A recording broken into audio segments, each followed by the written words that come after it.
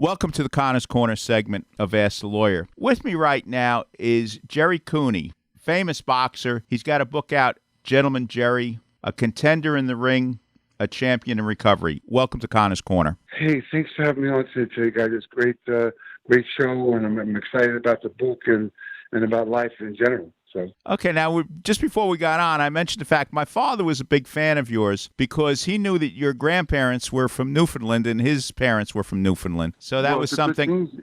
Yeah, it is a good thing. Yes. So, and when did your father pass and mom pass? In the late 80s, 90s. Okay, yeah. So my father's folks too. So, yeah, it was a difficult time. We never got a chance to go. We never got a chance to get there because,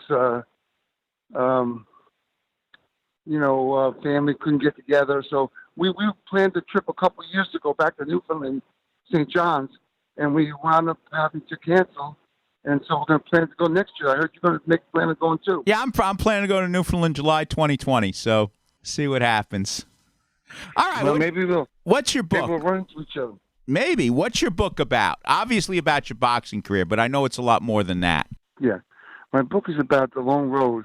Growing up in an Irish Catholic family with my father, who was a raging drinker, and unfortunately took a lot of that on his kids. And expressed how angry we felt what was going on. And they put a picture in the paper, so it made me somebody and allowed me to continue to fight. And fight I did for a lot of years. I mean, I won the state championships. I got invited to the finals of the Olympic trials. I had some great fights in the pros. And all trying to become, I learned a lot of negative stuff growing up. I was no good. I was a failure. I was not going to amount to anything. Don't trust nobody. And all my life, those ghosts hid in my back of my head. And I was continually trying to prove them wrong. But as it turned out, my father also put in me the will to become number one in the world and to fight Larry Holmes for the heavyweight championship of the world. So it's a great story about the good days, the bad days, and the good days, and how we make it out. And you turn the page and get on with your life. And wow, I have a great life today. I'm on the radio with you talking about my book. All right. Now, let me ask you something. How'd you get involved in boxing? Boxing, my brother left the house when he was 15. So he started going to a gym when he was about 18 years old. And I used to go 2 days a week to meet him, hang out with him at the gym.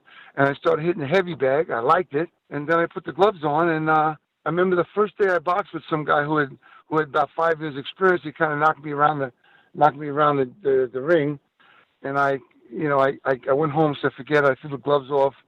But I hit the bag realizing that somebody was going to come at me.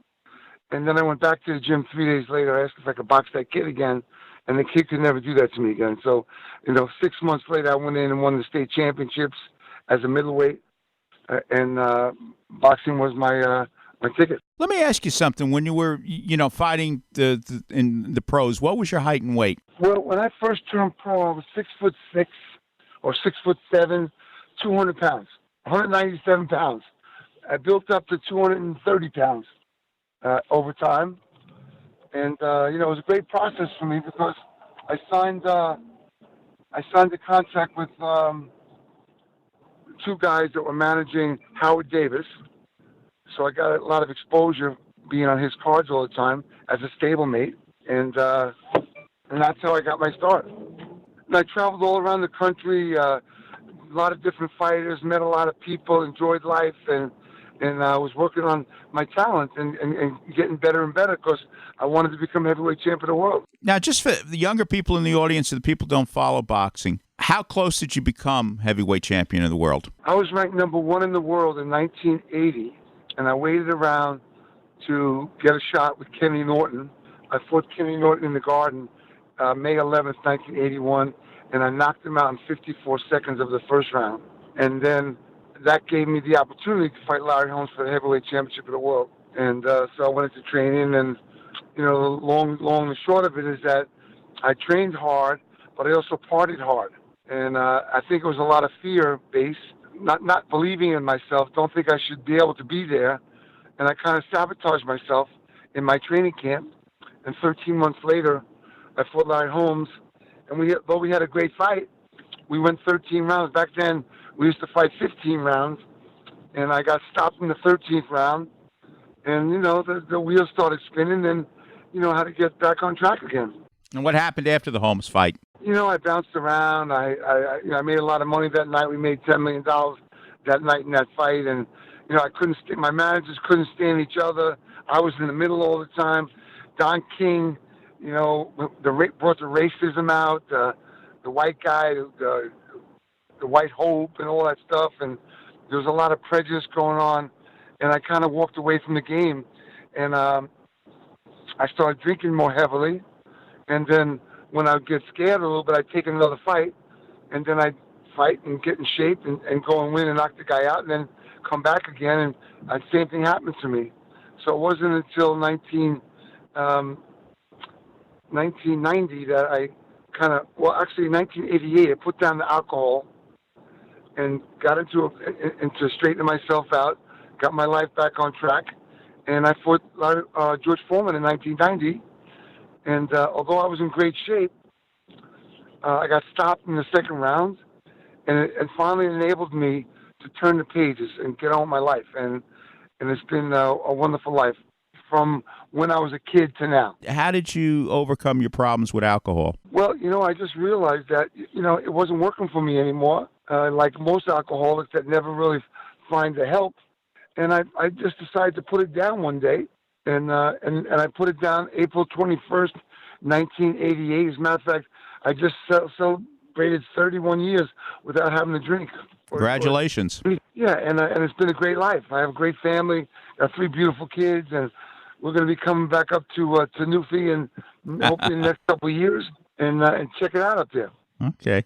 After boxing, after you were finished with your boxing career, did you have enough money that did you have to work, or did you lose the money, or how were you set after you retired? No. I see. One thing, I realized it was going to be a rainy day, right? So I held on to my money. I kept my money. I wasn't a big spender, and I was financially secure all my life. I'm 62. I'm on Sirius XM radio every Monday, every Friday. I have my own boxing gym.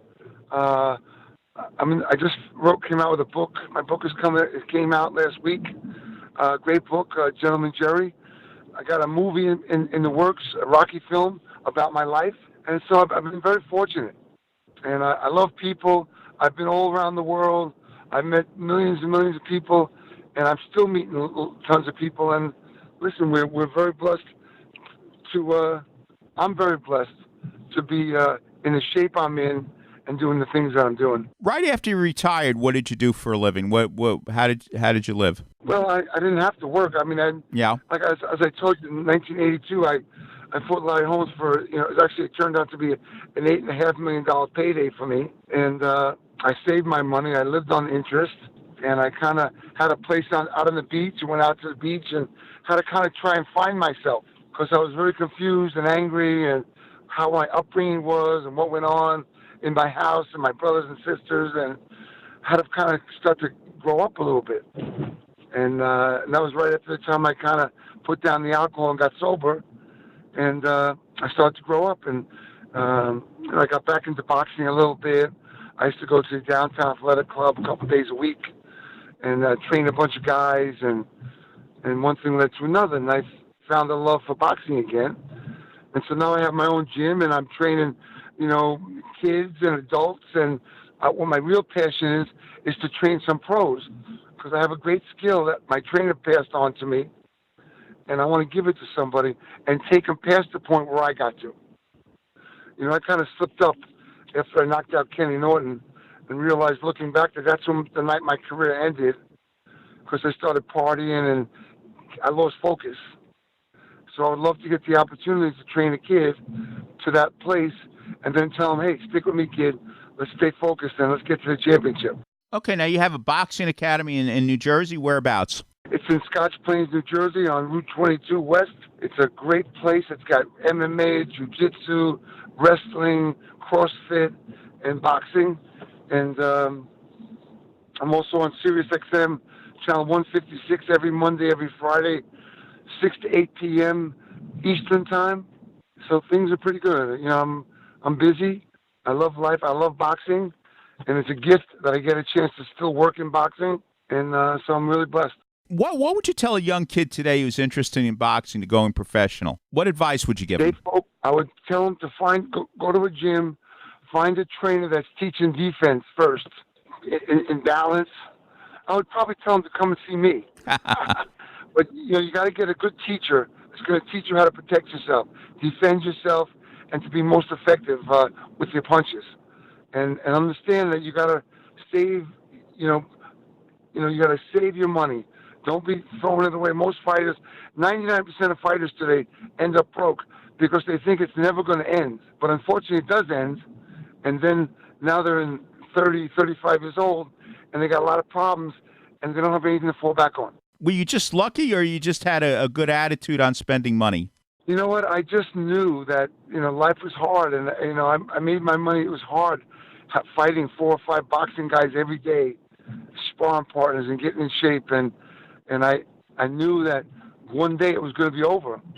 And so I protected myself and wasn't a big spender. And back then when I was ranked number 1 in the world and leading up to it, I couldn't spend my money. People were very gracious with me, and we had a nice life. So I saved my money.